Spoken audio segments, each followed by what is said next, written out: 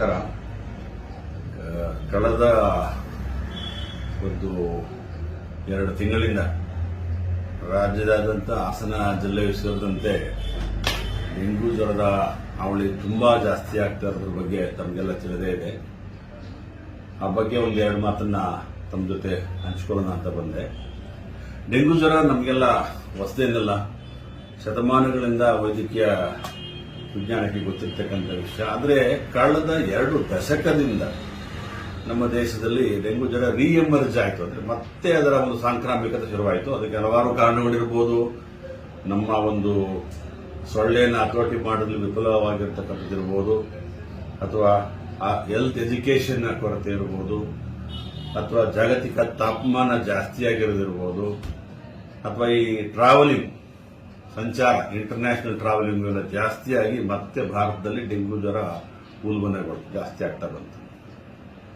So ವಿಶೇಷವಾಗಿ ನಾವು ಸಾರ್ವಜನಿಕರು ಗಮನಿಸಬೇಕಾದ ಕೆಲವು ಅಂಶಗಳು ಏನಪ್ಪಾ ಅಂದ್ರೆ, ಡೆಂಗು ಜ್ವರ ಒಂದು ವೈರಸ್, ಅರಣ್ಯ ವೈರಸ್ ಇಂದ ಬರುತ್ತೆ. ಅದು 4 ಪ್ರಭೇದಗಳಿದಾವೆ: ಡೆಂಗು 1, ಡೆಂಗು 2, ಡೆಂಗು 3, ಡೆಂಗು 4 ಅಂತ. ಇದು ಏಡಿಸ್ ಈಜಿಪ್ಟಿ ಅಂತಕ್ಕಂಥ ಒಂದು ಸಣ್ಣ ಸೊಳ್ಳೆಯಿಂದ ಒಬ್ಬರಿಂದ ಒಬ್ಬರಿಗೆ ಹರಡುತ್ತೆ. ಸೊ ಈ ಏಡಿಸ್ ಈಜಿಪ್ಟಿ ಸೊಳ್ಳೆ ವಿಶೇಷತೆ ಏನು ಅಂದ್ರೆ, ಇದು ಸಣ್ಣ ಸಣ್ಣ ವಾಟರ್ ಕಂಟೈನರ್, ಒಂದು ಖಾಲಿ ಒಂದು ಅರ್ಧ ತುಂಬಿದಂತ ಒಂದು ಟಿನ್ ಆಗ್ಬೋದು, ಒಂದು ಎಳ್ನೀರು ಬುರುಡೆ ಆಗ್ಬೋದು, ಅಥವಾ ಹಳೆಯ ಟೈರ್ಗಳು ಬಿದ್ದು ನೀರು ತುಂಬಿಕೊಂಡಿರೋದಾಗ್ಬೋದು, ಸಣ್ಣ ಸಣ್ಣ ಫ್ಲವರ್ ಪಾಟ್ಗಳು ಆ ನೀರನ್ನ ಚೇಂಜ್ ಮಾಡದೇ ಇಲ್ಲಿ ಅದು ವಂಶ ವೃದ್ಧಿ ಮಾಡ್ಕೊಳ್ತದೆ. ಸುಮಾರು ಒಂದು ಸಲ ಇಟ್ಟರೆ 100 ಮೊಟ್ಟೆ ನೀಡುತ್ತೆ. ಬಹಳ ರಭಸವಾಗಿ ಸಂತತಿ ಜಾಸ್ತಿ ಆಗ್ತಾ ಹೋಗುತ್ತೆ. ಆ ಒಂದು ಸೊಳ್ಳೆಗೆ ಡೆಂಗು ಅಂಟಿದ್ರೆ ಅದು ಒಂದೇ ಸಲ ಮನುಷ್ಯನಿಗೆ ಕಚ್ಚಿದ್ರು ಕೂಡ ಆ ಮನುಷ್ಯನಿಗೆ 10ರಿಂದ ಅಥವಾ 8ರಿಂದ 12 ದಿವಸದೊಳಗೆ ಡೆಂಗು ಜ್ವರ ಬರಬಹುದು.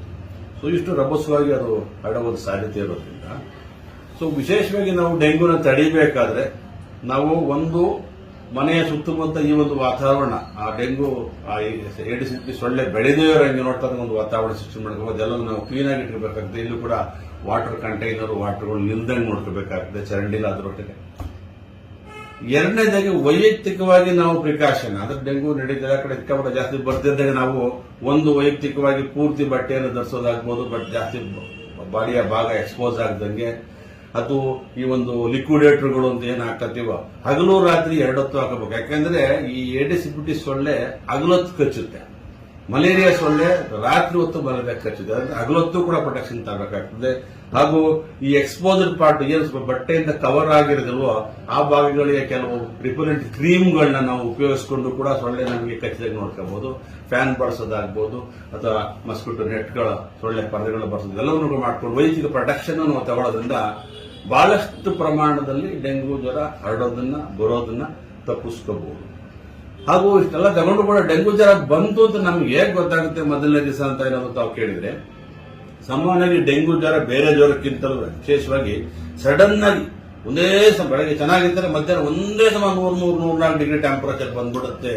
ಸಿವಿಯರ್ ತಲೆನೋವು, ಕಣ್ಣಿಂದಗಡೆ ರೆಟ್ರೋ ಹಾರ್ಬೈಟಲ್ ಹೆಡ್ಡೇಕ್ ಅಂತೇಳಿ ಕಣ್ಣಿಂದಗಡೆ ತಲೆನೋವು, ಮೈಯೆಲ್ಲ ಕತ್ತರಿಸೋ ನೋವು, ಬೆನ್ನು ಅಷ್ಟೊಂದು ನೋವು, ಬ್ರೇಕ್ ಬೋನ್ ಫೀವರ್ ಅಂತಲೂ ಕೂಡ ಡೆಂಗುನ ಕರಿತೀವಿ.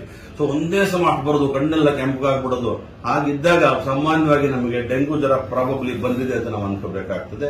ಆಸ್ಪತ್ರೆಗೆ ಹೋಗಿ ಪರೀಕ್ಷೆ ಮಾಡಿದಾಗ ಸಾಮಾನ್ಯವಾಗಿ ಮೊದಲನೇ ದಿವಸದಲ್ಲಿ ಕಾರ್ಟಿನ್ NS1 ಟೆಸ್ಟ್ ಅಂತ ಮಾಡ್ತೀವಿ. NS1 ಆಂಟಿಜನ್, ನಾನ್ ಸ್ಟ್ರಕ್ಚರಲ್ ಆಂಟಿಜನ್ ಪಾಸಿಟಿವ್ ಬಂದ್ರೆ ಆ ಪೇಷಂಟ್ಗೆ ಡೆಂಗು ಇದೆ ಅಂತ ನಾವು ಕನ್ಫರ್ಮ್ ಮಾಡ್ತೀವಿ.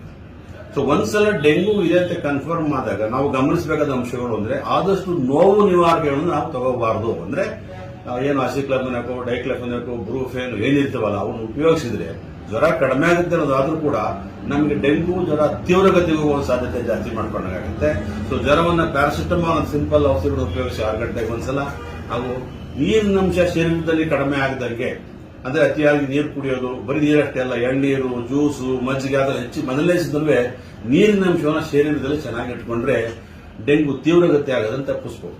ಯಾಕೆಂದ್ರೆ ಒಂದು ಸಲ ಡೆಂಗು ವೈರಸ್ ನಮಗೆ ಎಂಟರ್ ಆಯಿತು ಅಂದ್ರೆ 7 ದಿವಸ, ಸಪೋಸ್ ಸೋಮವಾರ ನಮಗೆ ಜ್ವರ ಬಂದ್ರೆ ಮುಂದಿನ ಸೋಮವಾರದವರೆಗೂ ಕೂಡ ವೈರಸ್ ನಮ್ಮ ಶರೀರದಲ್ಲಿ ಇರ್ತದೆ. ಆ 7 ದಿವಸ ನಾವು ನಮ್ಮನ್ನು ನಾವು ಗಮನಿಸಬೇಕು. ಆಗ ವೈದ್ಯರನ್ನು ಭೇಟಿ ಆಗಬೇಕು ಸಂದರ್ಭವನ್ನು ಬರ್ಬೋದು. ಸಾಮಾನ್ಯವಾಗಿ 100 ಜನಕ್ಕೆ ಡೆಂಗು ಬಂದ್ರೆ 10 ಜನಕ್ಕೆ ಮಾತ್ರ ಸಿವಿಯರ್ ಆಗುತ್ತೆ. ಸಿವಿಯರ್ ಡೆಂಗು ಅಂತ ಕರಿತೀವಿ, ತೀವ್ರಗತಿಯ ಡೆಂಗು. ಈ 10 ದಿನ ಯಾರು ಅನ್ನೋದನ್ನ ನಾವು ಮೊದಲನೇ ದಿವಸ ಹೇಳಕ್ಕಾಗಲ್ಲ. ಸಾಮಾನ್ಯ 4ನೇ ದಿವಸ 5 ದಿವಸ ಜ್ವರ ಬಂದು 4ನೇ ದಿವಸ ಗೊತ್ತಾಗುತ್ತೆ. ಆ ಸಂದರ್ಭದಲ್ಲಿ ಜ್ವರ ಕಡಿಮೆ ಆಗ್ತಾ ಬರುತ್ತೆ. ಅವಾಗ ಪ್ಲಾಸ್ಮಾ ಲೀಕ್ ಅಂತ ಒಂದು ಕಾಂಪ್ಲಿಕೇಶನ್ 110 ಜನಕ್ಕೆ. ಅಂದ್ರೆ ಪ್ಲಾಸ್ಮಾ ಲೀಕ್ ಅಂದ್ರೆ ರಕ್ತದಲ್ಲಿ ನೀರಿನಂಶ ಗಟ್ಟಿ ಅಂಶ ಅಂತ ಇರುತ್ತೆ. ಆ ನೀರಿನಂಶ ರಕ್ತನಾಳದಿಂದ ಹೊರಗೆ ಬರುತ್ತೆ, ಗಟ್ಟಿ ಅಂಶ ಜಾಸ್ತಿ ಆಗ್ತಾ ಹೋಗುತ್ತೆ. ಒಂದು ಪ್ಲೇಟ್ಲೆಟ್ಸ್ ಅಂತ ಬೆಳೆದು ಕಡಿಮೆ ಆಗ್ತಾ ಬರ್ತವೆ 4ನೇ ದಿವಸ 5ನೇ ದಿವಸ 6ನೇ ದಿವಸ 7ನೇ ದಿವಸ. ಇದನ್ನ ಗಮನಿಸಬೇಕಾಗ್ತದೆ. ಹಾಗೂ ರೋಗಿಗೆ ಯಾಕೆ ಗೊತ್ತಾಗುತ್ತೆ ಅದು ಅಂದ್ರೆ, ರೋಗಿಗೆ ಅತಿಯಾದ ಹೊಟ್ಟೆ ನೋವು ಬಂದ್ಬಿಡೋದು, 4 ದಿವಸ ಚೆನ್ನಾಗಿದ್ದ 5 ದಿವಸ ಹೊಟ್ಟೆ ನೋವು ಶುರುವಾಗೋದು, ಆಗಿಂದಾಗಿ ಪದೇ ಪದೇ ವಾಂತಿ ಆಗೋದು, ಇವು ಬಹಳ ಮುಖ್ಯವಾದ ಸೂಚನೆ. ಶರೀರದ ಮೇಲೆ ಏನಾದರೂ ಕೂಡ ಕೆಂಪು ಬಣ್ಣದ ಮಚ್ಚೆಗಳು ಕಾಣಿಸ್ಕೊಂಡ್ರೆ, ತುಂಬಾ ನಿತ್ರಾಣ ಆದ್ರೆ, ಹಾಗೂ ಮಂಕ್ ಆದ್ರೆ ಅಂತ ರೋಗಿಯರ ತಕ್ಷಣ ಆಸ್ಪತ್ರೆಗೆ ದಾಖಲಿಸಬೇಕು. ಅವನಿಗೆ ಐವಿ ಫ್ಲೂಯಿಡ್ ರೆಸಿಸಿಟೇಷನ್ ಅಂತಕ್ಕಂಥ ಚಿಕಿತ್ಸೆಯನ್ನು ನೀಡಬೇಕಾಗ್ತದೆ. ಸಾಮಾನ್ಯ ಪ್ಲೇಟ್ಲೆಟ್ ಎಷ್ಟೇ ಕಡಿಮೆ ಆದರೂ ಕೂಡ ಪ್ಲೇಟ್ಲೆಟ್ ತುಂಬಾ ಅನಾಹುತ ಆಗಲ್ಲ. ನೋಡಿ, ಇದಕ್ಕೆ 6,000 ಇದೆ ಇದರಲ್ಲಿ. ಪ್ಲೇಟ್ಲೆಟ್ ನಿಂದ ತುಂಬಾ ಅನಾಹುತ ಆಗಲ್ಲ. ಈ ಪೇಷಂಟ್ಗೆ ಪ್ಲೇಟ್ಲೆಟ್ ಅವಶ್ಯಕತೆ. ಸಾಮಾನ್ಯ ಎಲ್ಲದೂ ರಕ್ತಸ್ರಾವ ಕಾಣಿಸ್ಕೊಟ್ರೆ ಆ ರಕ್ತಸ್ರಾವನ ಪ್ಲಗ್ ಮಾಡಕ್ಕಷ್ಟೇ ಪ್ಲೇಟ್ಲೆಟ್ ನ ಕೊಡ್ಬೋದು ಹೊರತು ಬೇರೆ ಸಂದರ್ಭದಲ್ಲಿ ಉಪಯೋಗಕ್ಕೆ ಬರಲ್ಲ. ಯಾಕೆಂದ್ರೆ ಪ್ಲೇಟ್ ನ ಹೊರಗಡೆಯಿಂದ ಕೊಟ್ಟಂತ ಪ್ಲೇಟ್ಲೆಟ್ಸ್ ಗಳೇನು ಸುಮಾರು ಹೇಳ್ತಿರ್ತಾರೆ, ಒಂದು ಸ್ವಲ್ಪ ಕಲ್ಪನೆ ಇದೆ. ಅದು ಸುಮಾರು ಒಂದು 3-4 ಗಂಟೆ ನಮ್ಮ ಶರೀರದಲ್ಲಿ ಇರುತ್ತೆ, ಮತ್ತೆ ಅದು ಡಿಸ್ಟ್ರಾಯ್ ಆಗೋಗುತ್ತೆ. ಎಂದು ನಮ್ಮ ಶರೀರದಲ್ಲೇ ಉತ್ಪತ್ತಿ ಆಗಬೇಕು. ಅದು ಸಾಮಾನ್ಯವಾಗಿ 7ನೇ ದಿವಸದಿಂದ ಜ್ವರ ಬಂದು 7ನೇ ದಿವಸದಿಂದ ಪ್ಲೇಟ್ಲೆಟ್ ಮತ್ತೆ ರೈಸ್ ಆಗಿ ಶುರುವಾಗುತ್ತೆ. ಅಲ್ಲಿವರೆಗೂ ನಾವು ಕಾಯ್ಬೇಕಾಗುತ್ತೆ. ಅಲ್ಲಿವರೆಗೂ ನಾವು ಪ್ಲಾಸ್ಮಾ ಲೀಕ್ ಅಂದ್ರೆ ಬ್ಲಡ್ ನೀರಿನಂಶ ಕಡಿಮೆ ಆಗದಂಗೆ ನೋಡ್ಕೋಬೇಕಾಗ್ತದೆ.